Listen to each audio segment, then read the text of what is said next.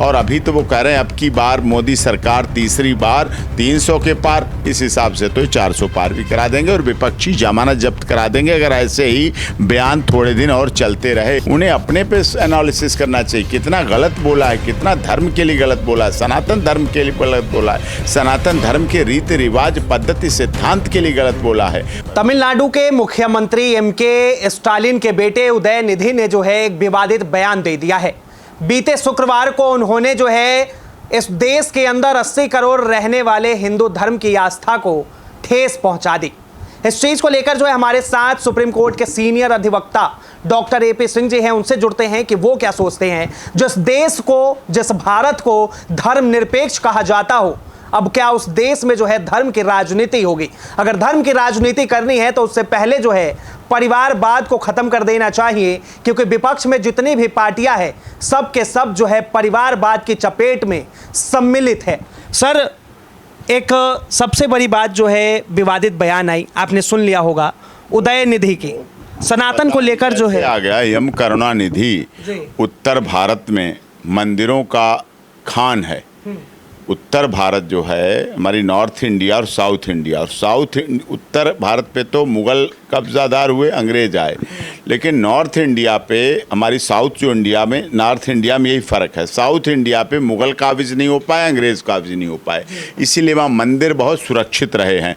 और जिस 24 के गठबंधन की बात कर रहे हैं वो नेता, उनके नेता अगर नीतीश कुमार की बात करें, मुख्य नेता हैं, तो नीतीश कुमार छठ पर्व डलिया पे रख के मनाते हैं सिर पे।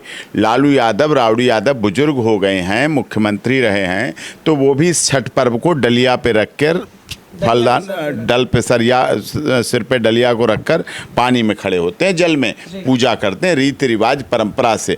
आज भी राहुल गांधी जी जब महाकालेश्वर मंदिर जाते हैं तो पूरा तिलक लगाते हैं, रुद्राक्ष की माला पहनते हैं। आज भी प्रियंका जी जब मंदिरों में जाती हैं पूरी भाव और भक्ति के साथ जाती हैं और पूजा भक्ति करती हैं।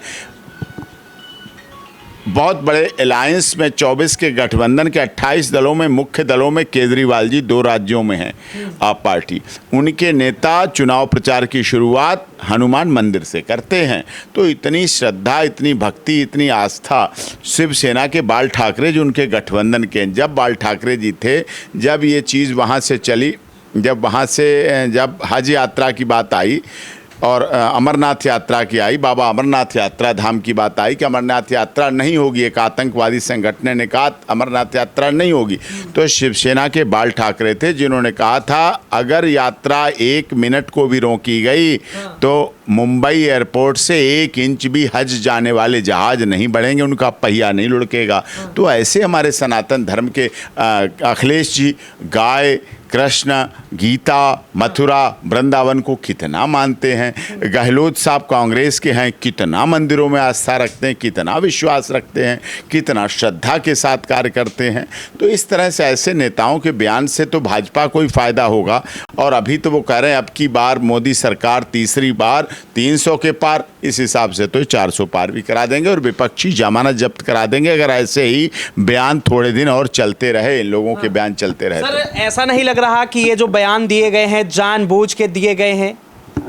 बयान जानबूझ के अगर दिए हैं तो अपने पैरों पे कुल्हाड़ी मारना है। क्योंकि शुक्रवार को उनका बयान आया, रविवार को जो है उनसे फिर से कंफर्म किया गया कि अगर आपने इस तरह के अमर्यादित शब्द किसी एक धर्म के लिए आपने अगर बोली है तो आप माफ़ी मांग सकते हैं, लेकिन उन्होंने माफ़ी मांगने से साफ मना कर दिया। उन्होंने माफ़ी मांगने वाली बात नहीं, तो बहुत बड़ी क्षमा याचना, उन्हें अपने पे एनालिसिस करना चाहिए, उन्हें अपनी गंभीरता से विचार करनी चाहिए, उन्हें अपने पे एनालिसिस करना चाहिए कितना गलत बोला है, कितना धर्म के लिए गलत बोला है, सनातन धर्म के लिए गलत बोला है, सनातन धर्म के रीति रिवाज पद्धति सिद्धांत के लिए गलत बोला है। और इसका इन्हें माफ़ी मांगने से नहीं, FIR दर्ज हो रही, इसको सार्वजनिक माफ़ी मांगनी पड़ेगी, और नहीं माफ़ी मांगनी पड़ेगी तो सब विपक्ष की जमानत जब्त हो जाएंगी। क्या बात आप कर रहे हो? 400 के पार विपक्ष सत्ता पक्ष मोदी जी की सरकार पहुंचेगी।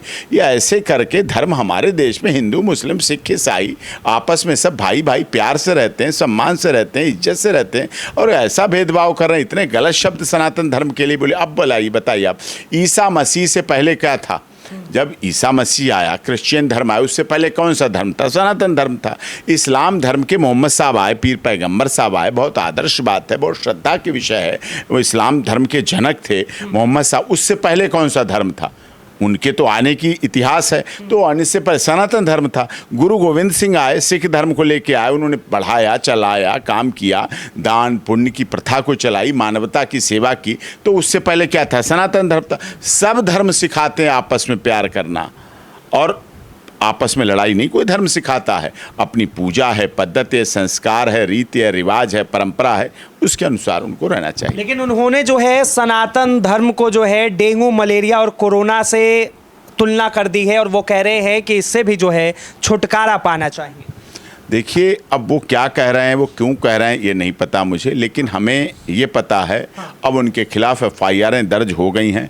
हमने अपने पेज पर भी ये उनका बयान डाला। डॉक्टर AP सिंह लॉयर जो हमारा पेज है और इंस्टाग्राम है, उस पर भी हमने बयान डाला।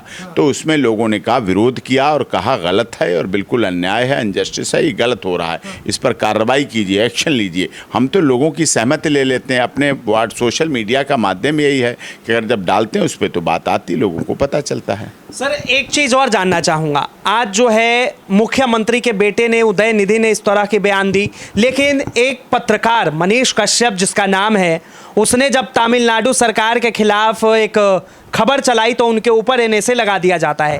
ऐसे में क्या इन्होंने 80 करोड़ जनता को आहत पहुंचाना चाहा? क्या NSA लगेगा? अबे आपके ही अनुसार पूछ रहा हूँ। ये भावनाएं आहत हुई हैं। हाँ। सब धर्म का अपमान हुआ है, सनातन धर्म का अपमान हुआ। 80-90 करोड़ तो भारतीय हैं, और विदेशों में रह रहे जो NRIs हैं, हाँ। जो हिंदू सनातन धर्म को मानते हैं, उनका अपमान नहीं हुआ, उनके साथ खिलवाड़ नहीं हुआ। हाँ। तो इन पर NSA और रासुका कब लगेगी, यही सोचने वाली बात है। एक पत्रकार पर लगा सकते हो, इस ID वाले को तो आप रासुका में पकड़ के बंद कर देते हो, लेकिन पेन वाले को, सिपाही को, जो पेन का सिपाही है, उसको तो आप बंद कर देते हो। लेकिन ऐसा बोलने वालों पर कब एक्शन होगा, कब कार्रवाई होगी, ये भी बात देखने की है, समझने की है। तो बहरहाल बहुत बहुत धन्यवाद। ये आपने तमाम जानकारी सुने किस तरह से जो है उदयनिधि जो लगातार अब विवाद में घिरे हुए हैं, और वो जो है सरकार पर जिस तरह से उन्होंने सवाल उठाई, हिंदू धर्म, सनातन धर्म पर जो है लेकर उन्होंने कटाक्ष किया। उसके बाद कर्नाटक में रहे मंत्री मल्लिकार्जुन खड़गे के बेटे प्रियांक खड़गे ने भी जो है उनका समर्थन किया था। अब इस चीज को लेकर जो है बीजेपी लगातार हमलावर है और इनके ऊपर जो है लगातार कटाक्ष हो रही है। फिलहाल के लिए इतना ही। कैमरा जर्नलिस्ट शानू कुमार झा के साथ मैं Vinayak Kumar, Delhi up to date.